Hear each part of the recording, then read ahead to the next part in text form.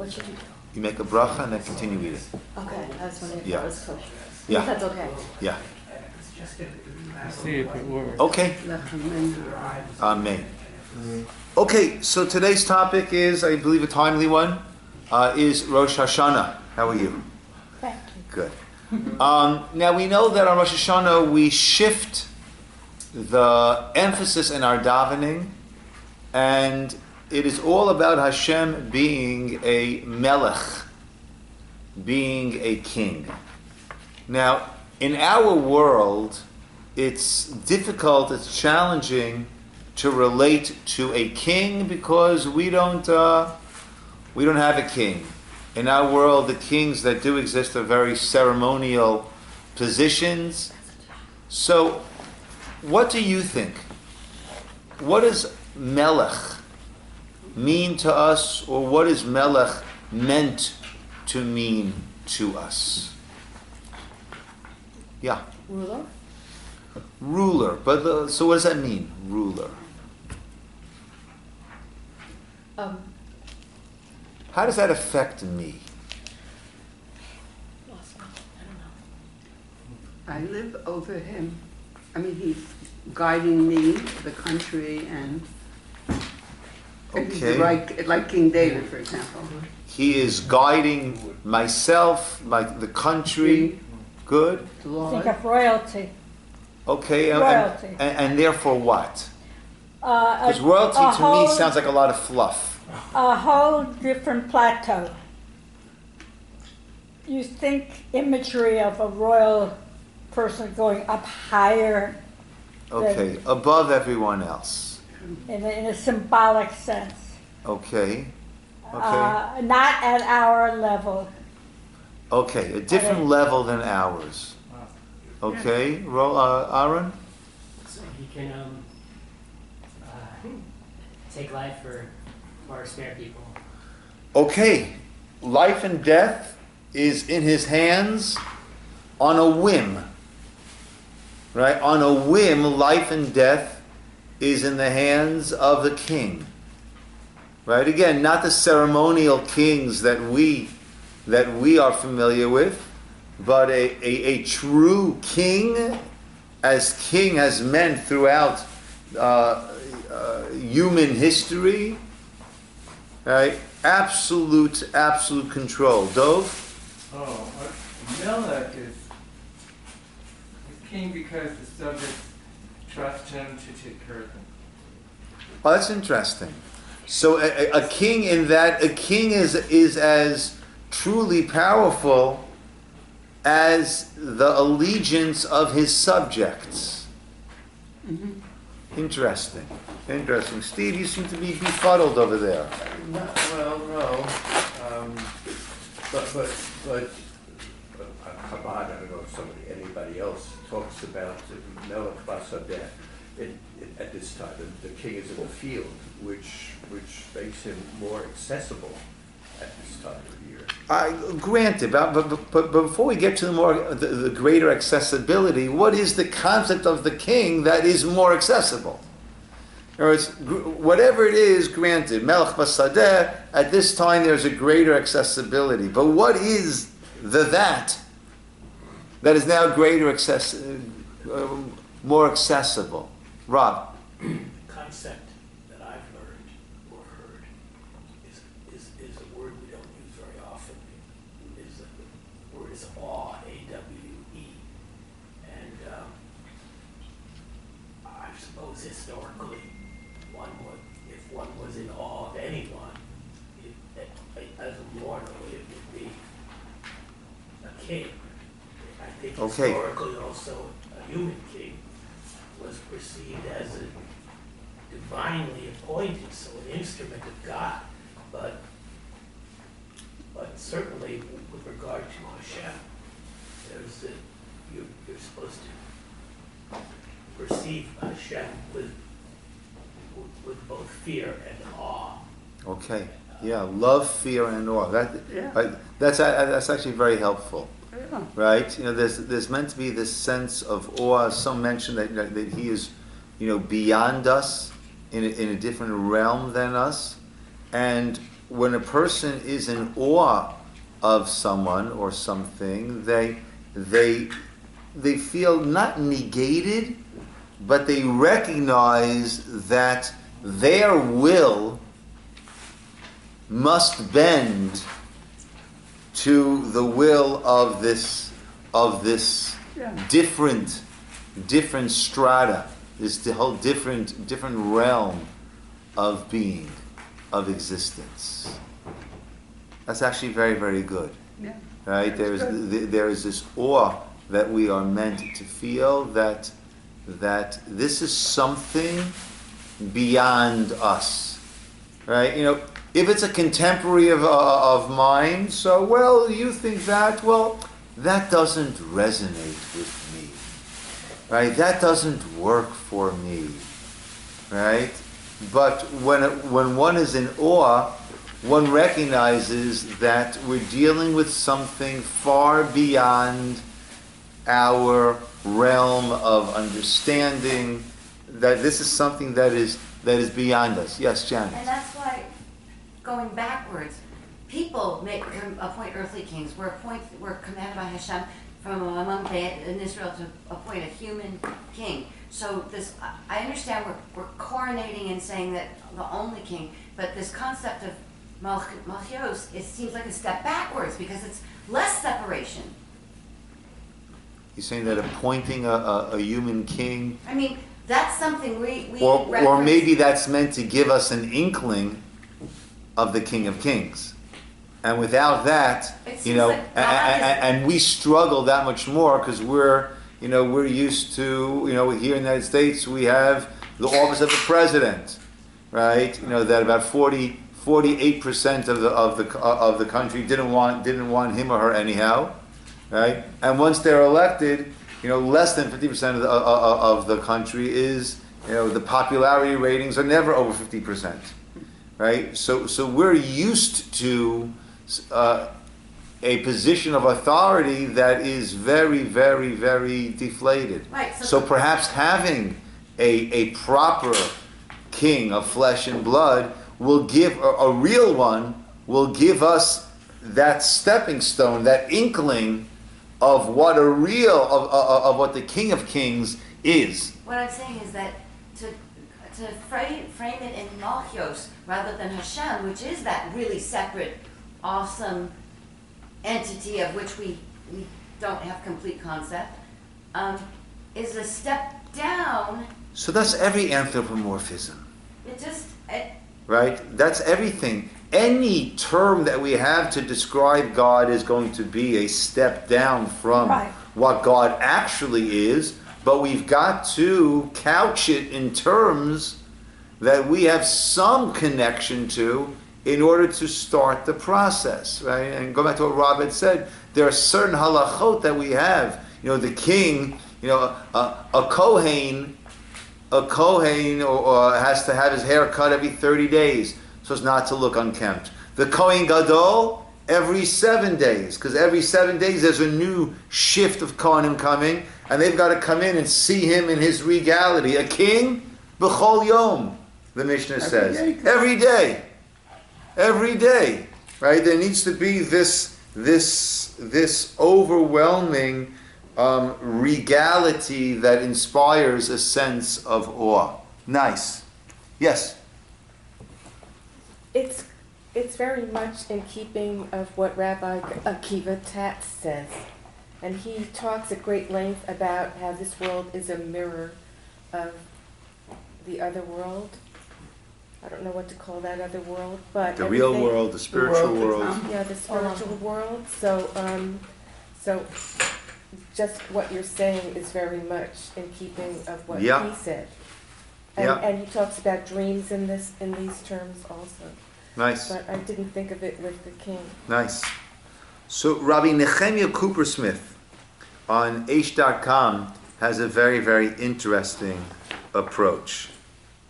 Right? And he says, we'll come to our sources in just a moment. Right? He writes, there is a scene in Kurt Vonnegut's novel, Breakfast of Champions, that brings home the meaning of God as king. The main character is having a drink in a bar, minding his own business. Suddenly he senses an awesome presence about to enter the bar. He breaks out into a cold sweat. Who walks in? Kurt Vonnegut. The author The author works. The author of the titled book this? steps into the novel to visit his character. At this point, his perception of the world turns upside down. He realizes he does not exist independently. Rather, every moment of his life requires a new stroke of the author's pen. Without the author, he ceases to exist. That's funny.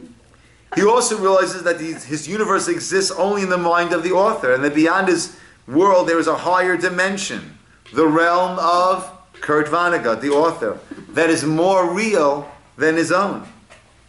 He also discovers that literally everything in his universe is an expression of the author. Yeah. Right? Because in his world, the author is the only being that has true existence. The author is the God of the novel, and God is Yeah. our God in Yeah. our life. Right? And that's, right, all of a sudden the author walks in, right? So, So I exist at the whim, right? You know, the author can decide that this character is not going to be around next chapter, or might be around for many chapters and many sequels, right? Yeah, Fascinating. That's wonderful. Fascinating way of looking at it. Very nice. What does all of this have to do with Rosh Hashana? How does all of these concepts that you've brought up so beautifully, how does all of this relate to the day arriving a week from this forthcoming Monday? Sunday night Monday, Monday night Tuesday. What does this have to do inherently with Rosh Hashanah? So let's take a look at source number 1, which is the Medrash Vayikra Rabbah, and it says as follows: Tani, it was taught b'shem Rabbi Lazar, b'chav hey be'elul nivra ha'olam. Interesting. What date of the month was the world created? 25th of Elul. Right, so we would have thought, well, it's got to be the first of something, right? No. Actually, it's not. We say it's the 25th day of Elul. Why? What does that have to do with anything? Va'atya dirav kaihi de Tanah, and this goes with the teaching of Tanah Elazar, the teaching of Elazar, the Taninan b'tkiyat dirav zeh yom tchilat ma'asecha. We say in the bracha, the blessing that we make along with the shofar, the shofarot part of the Amidah, right? There are 3 components to Rosh Hashanah. We have the concept of Malchiyut, God's sovereignty, His royalty. We have Zichronot, the remembrance of all events that took place. And we have the Shofarot. And in the portion that deals with the shofar, which stretches from the shofar of Sinai to the shofar of the arrival of the Messiah, and all the intermediary annual shofarot of Rosh Hashanah, marking and covering that span between Sinai and Mashiach, we say there, Zeh Yom Tchilat Ma'asecha. Today is the day of the start of your actions. Zikaron Liyom Rishon, a remembrance of the very first day. Ki chok li Yisrael hu. Right? This is the chok, this is the decree for Yisrael, v'ala medinot, in different countries. Bo yemer, on this day it will be stated who goes to the sword, who goes in peace, who goes to hunger, who is sated, and the creations are yipakedu, are scrutinized, lazkiram, to decide for them, chayim, life, or mavet, or death. So Zayom Tchilat Maasecha is, so 1 second, if the world was created on the 25th of Elul, then how is Rosh Hashanah the start of God's actions? The 25th of Elul should be the start of God's actions. Why isn't that The Rosh Hashanah? 25th, 26th, 27th, 28th, 29th, 1st. Is that the creation of man? Oh. So if the Human being. world was created on the 25th of Elul, then man was created on The first. the 1st of Tishrei. Yeah. That is Rosh Hashanah. Zeh hayom tchilat ma'asecha. This is the day of the start of your actions. Meaning, the start of the actions means when these actions reach the point of the purpose of their being a creation. So the creation was a 6-day process reaching its culmination, the ability for its purpose to be realized. That is on Rosh Hashanah, the first day of Tishrei. Zayom Tchilat Maasecha Nimtzeit Ata Omer. The result then is B'yom Rosh Hashanah, on the day of Rosh Hashanah, B'shar Rishona, on the very first hour, Alav Machshava. God, whatever this means, it entered his mind. B'shniya Nitya Eitz, in the second hour, Nitya Eitz, he sought counsel. Imalachi Asharis, with the angels, he wanted their sign in. He wanted their agreement. V'shlishit, on the third hour, Kanas Afaro, he gathered the earth. V'revi'it Gavlo, it was kneaded into this doughy, mud-like consistency. B'chamishi, Rikma, right? In the fifth, it was shaped. B'vav, Asa, Golam, right? Then it was a full body, albeit lifeless. B'shvi'i, in the seventh hour, Nafach bo nishama, the soul was blown into it. It came alive. B'chet, in the eighth hour, Hechniso legan, he was born into Gan Eden. B'tisha nitztaver, in the ninth hour, he was commanded to eat from the fruits of the trees of the garden, but not to eat from the tree of knowledge of good and evil. B'yud, in the 10th hour, Avar, that was the trespass, the overstep. On the Yud Aleph, the 11th hour, Nidon. The Yud Bet, in the 12th hour, Yatsa B'dimus. He went out literally in form, right? The way it's translated here, he was pardoned.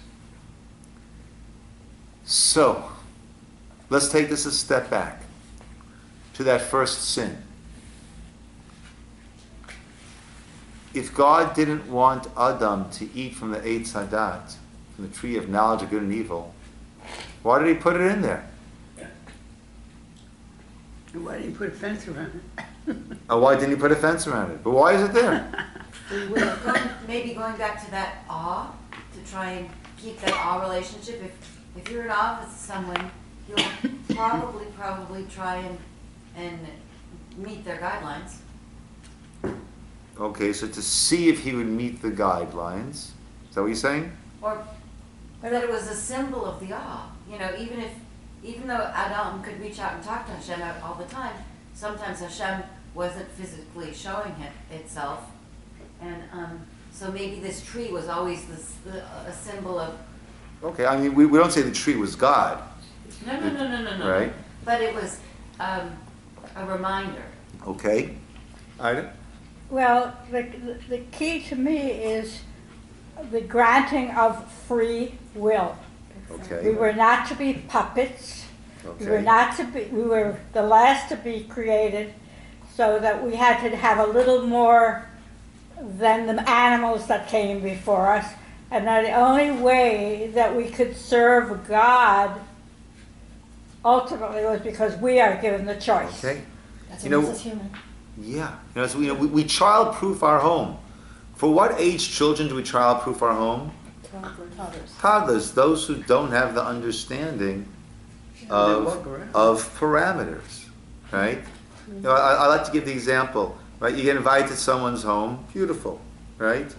Do you start opening drawers, right? Do you decide to meander upstairs to check out the bedrooms, The mess again. right? The mess, right? In other words, there's an understanding that I'm in someone else's home. And there's a certain respect and reverence that you have. So they were put literally into the Garden of Eden. But there needed to be this reminder that it's not your house. You're a guest here. You're a very welcome, revered, invited guest here. But you are a guest here. And there is a melech. And there is a king. And what happened on the very first day was there was this disrespect. There was this breach of the boundaries. And the sense that I can do whatever I want. It's all mine. It's all mine. Isn't it fascinating? The Talmud tells us that there is a hint for every person in the Torah.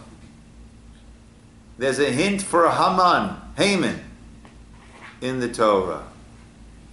Where is the hint for Haman in the Torah? Oh, the pasuk says, Hamin ha'etz. Hamin ha'etz. Was it from that tree that I told you not to eat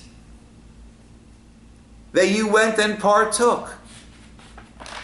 What in the world is Haman doing in the Garden of Eden? Oh, because their partaking of that tree meant it's all mine. It also led to... There are no boundaries, right? And what was Haman? What was Haman's view of the world? If every single person is bowing down to me, with the exception of Mordechai HaYehudi, what does he say? Kol zeh eino shavali. Then it's all worthless. If I can't have this tree, then I don't want anything. Then all the trees don't taste any good. It's all bad. If we're not willing to recognize that there is this melech. Okay? So what happened over here? There was a breach in our recognition of the melech. So what happens? Every year, Aleph Tishrei, the first day of Tishrei rolls around. What is that? That is a new cycle. Another chance for us to Teshuvah. Right. To recognize the Melech, to return. Where are we returning to? Really, Yom Kippur, we'll come to that next week perhaps. Yom Kippur, or in 2 weeks. Yom Kippur is more about Teshuvah. Rosh Hashana is recognizing there's a Melech. Regaining that respect. I was sitting with some teenagers this week, and the topic of kashrut came up. And I asked them, what was the very first sin? The Eitz Hadat, eating from that tree, eating from what we were told not to eat from. What was the sin, as we just discussed? Not recognizing that I'm a guest here. Right? As the Kurt Vonnegut novel, right? I'm at the behest of the author. Right? Will I continue to be in this story or not? I'm here at the behest of the author. I'm a guest of this author. And they overstepped. So kashrut is constant reminder to us that we are in the world of the author. We are the guests here. And if you're a guest, you follow the house rules. If you don't follow the house rules, you're not invited to be a guest there. Right? You might not be thrown out. The visit might be curtailed. You won't be invited back. See, each year we are returning to that point. Let's look at number 2. The Medrash continues.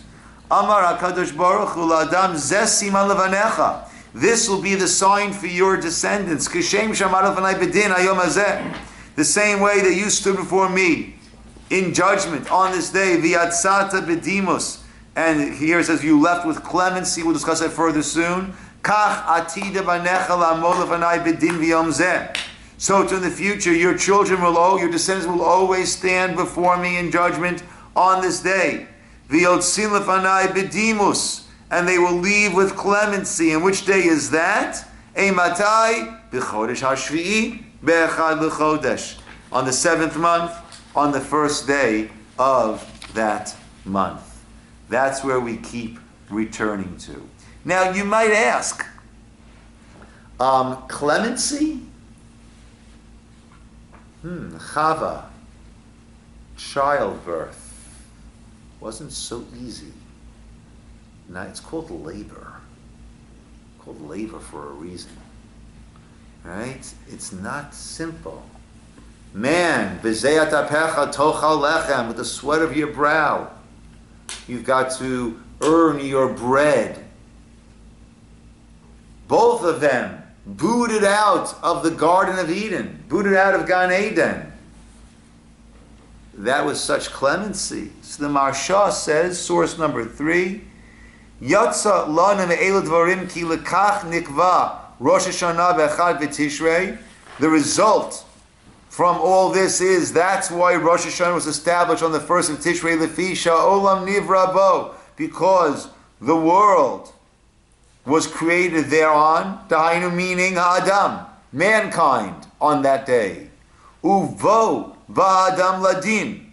And on that day, Adam, came to judgment, al shechet, because of his sin. Vishav Adam Arishon, and he repented. V'akadosh baruch hu b'rachamim shebara olam, and God, with the compassion through which he created the world, machalo. He forgave him, he pardoned him. Right? See, granted, he was sent out of the Garden of Eden. We'll discuss that further in a moment. Let's just finish this Marsha first. V'al came bo b'yom nivru avot.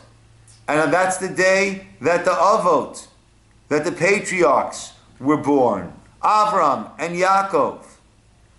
Al shem midat chesed v'rachamim. Through these attributes of kindness, compassion, mercy. V'husimon levneim, and this is a sign for their descendants, lavo imahem, that God will come to them on this day, berachamim b'din, with judgment of compassion, b'yom hazeh, on this day. And I think it's Rabbi Schwab,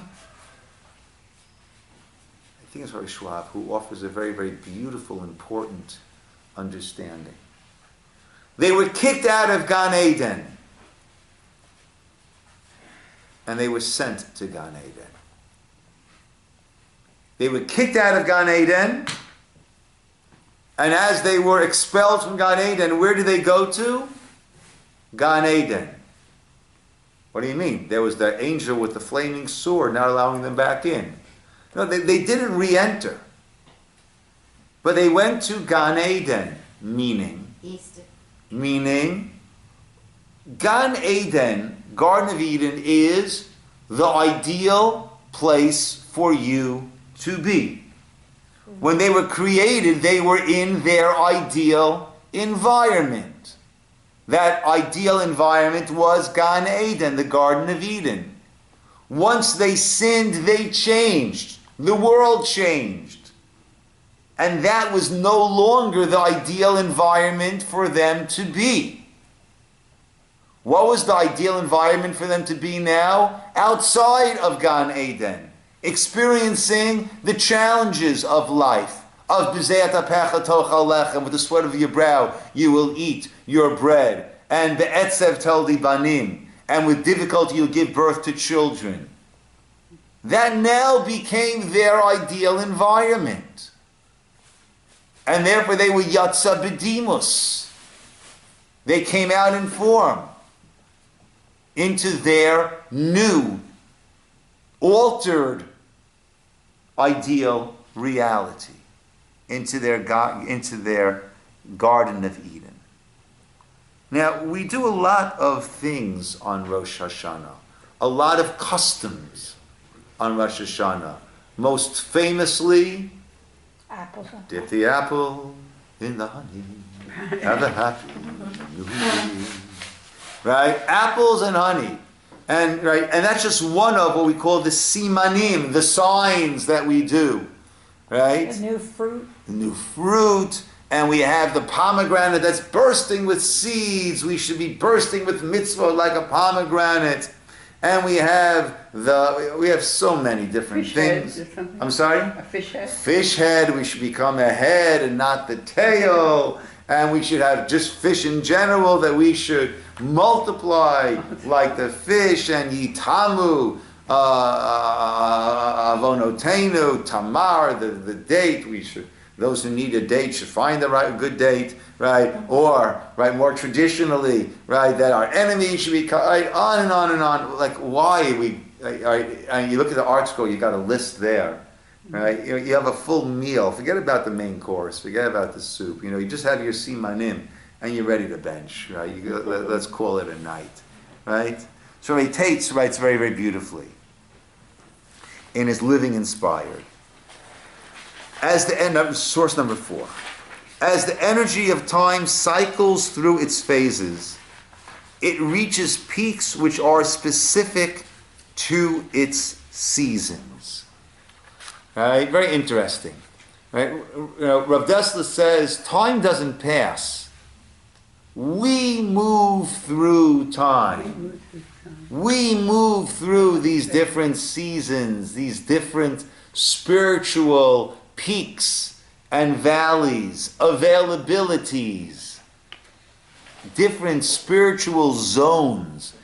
Right? It's like Epcot, that you enter into these different countries and you're enveloped there. The energy of time cycles through its phases. It reaches peaks which are specific to its seasons. So at certain seasons, if I could just bring Rav Dessler into this Rav Tate's words, right? In certain seasons, we enter into certain zones of peaked availability, spiritual availability. The energy which lends itself to inspiring and revitalizing. The point of beginning that peaks at Rosh Hashanah, the new year. So if we're looking for revitalization, inspiration, new beginning, that spiritual availability peaks on Rosh Hashanah. One who wishes to elevate and amplify his power of new creation, his ability to be always new and self-generating, should utilize the spiritual power of Rosh Hashanah to the fullest. Rosh Hashanah is the beginning of the year. The spiritual forces operating at moments of beginning are unique. Hakol holech achar harosh.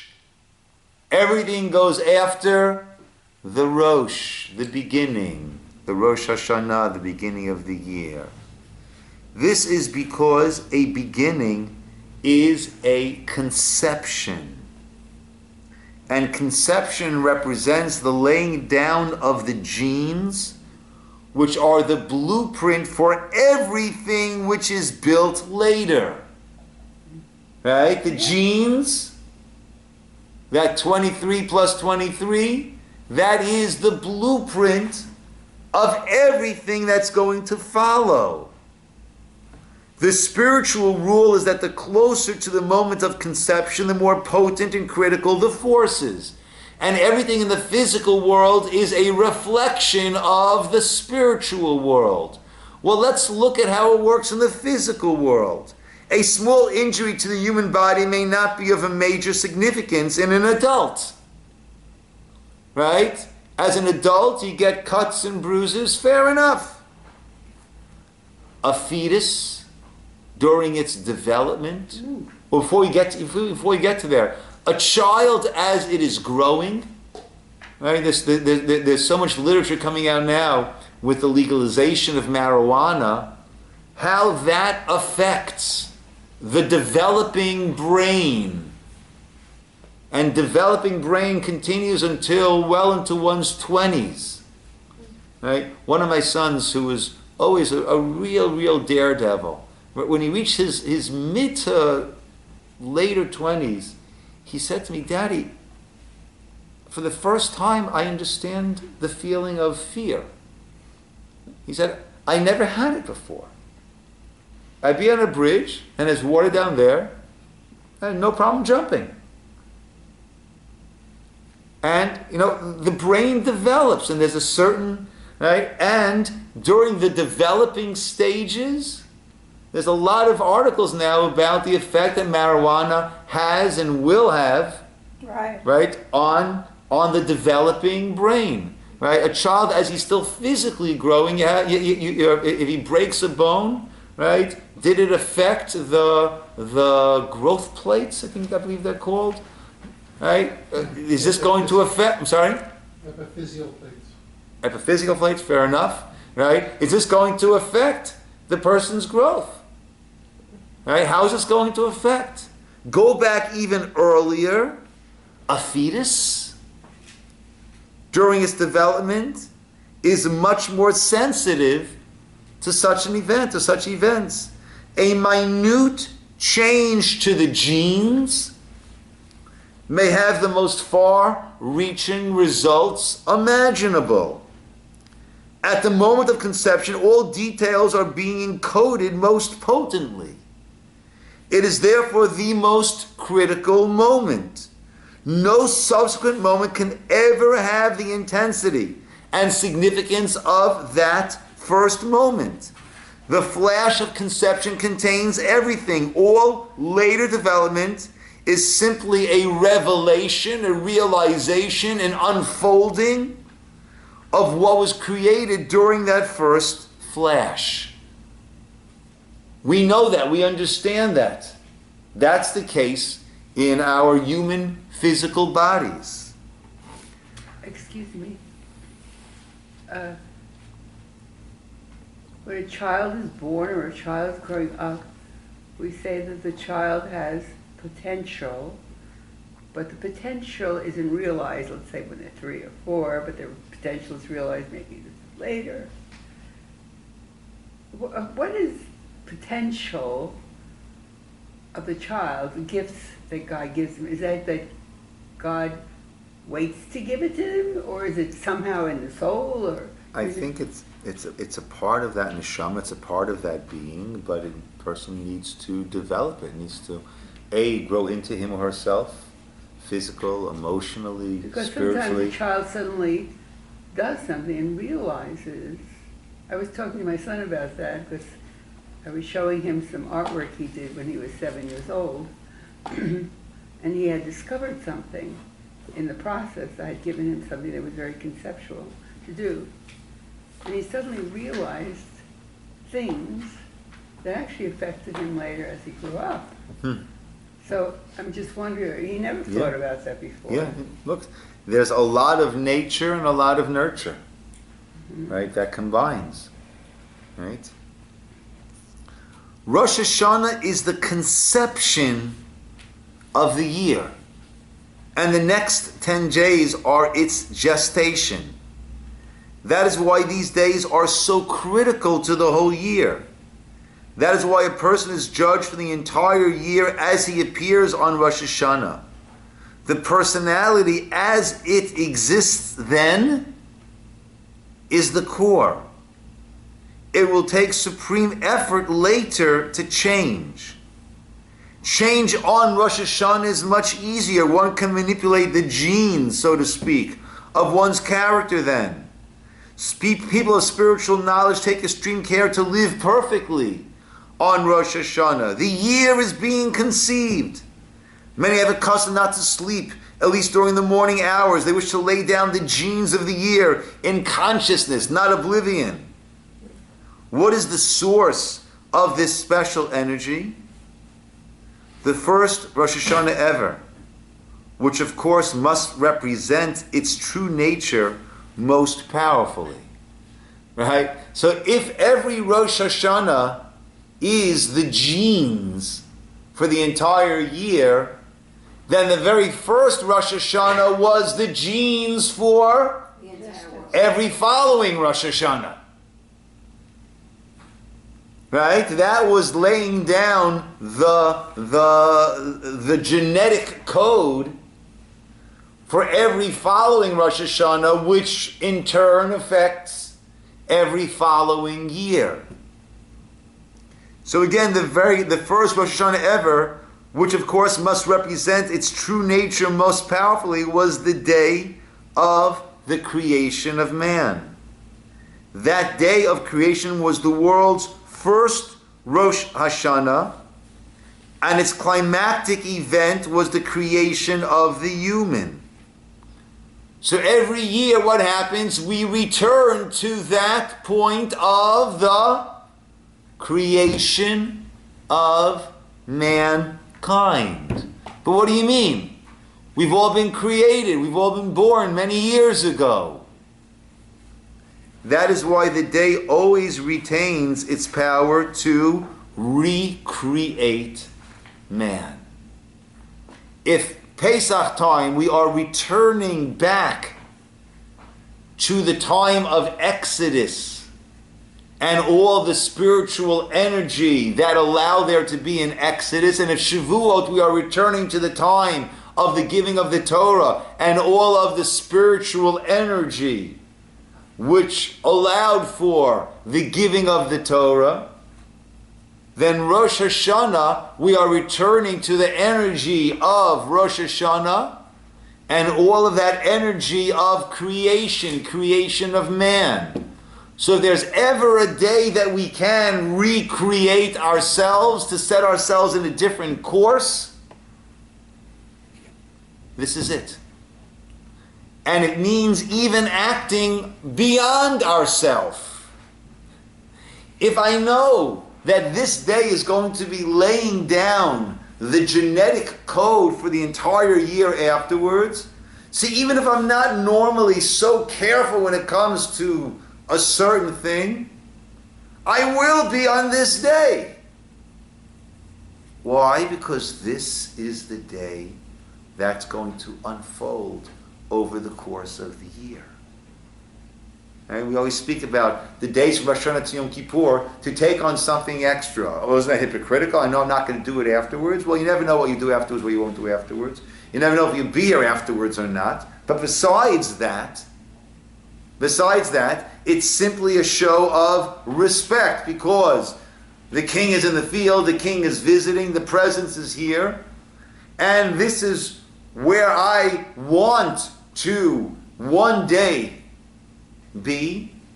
So let me lay down the groundwork right now. That is why the day always retains its power to recreate man.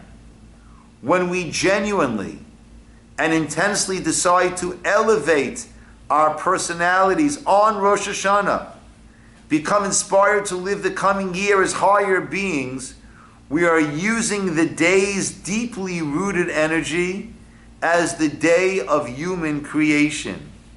The day has the power to energize real change and help a person become unrecognizably different.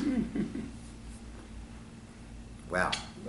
Unrecognizably different. Very, very powerful words from Rabbi Taitz. From your mouth and Rabbi Tate's mouth to Hashem's ears. Oh, no, Hashem knows it. How about our ears? Well, then Hashem will inspire us to and help us find the Binah and the Haskell to... Okay, or that we'll take the steps to inspire ourselves. You know, I've quoted one of my students who's become an exceptional educator. And the only thing that stands between you and God is you. Meaning, let's unpack that for a moment, right? So, in sociology, right, we understand that in relationships, the level of intensity of a relationship is bound by the least interested participant in that relationship. Right? He wants to get married and she wants to grudgingly be friends. They're not getting married. They'll be friends. Right? The glass ceiling, the ceiling is the interest level of the least interested party. That's where the relationship will be cut off at. So between us and Hashem, Hashem wants the most intense relationship possible. Who's the least interested party? We are. We set limits. So the only thing that stands between us and God is us. So I wouldn't say from his lips to God's ears, I'd say from his lips to our ears. Okay. That's where it makes a difference.